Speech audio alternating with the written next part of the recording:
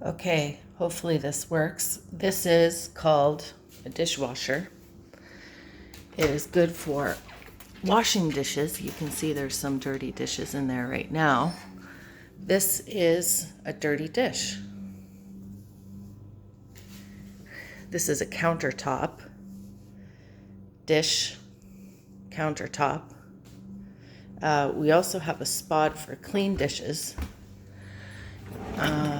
In here, clean.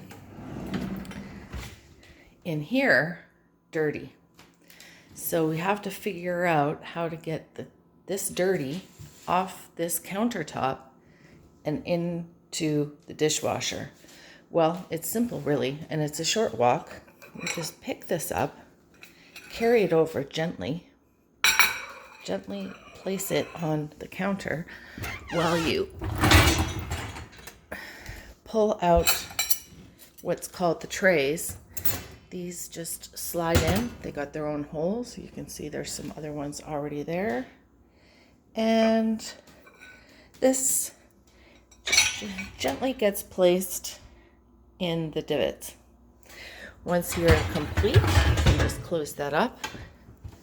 Close the lid.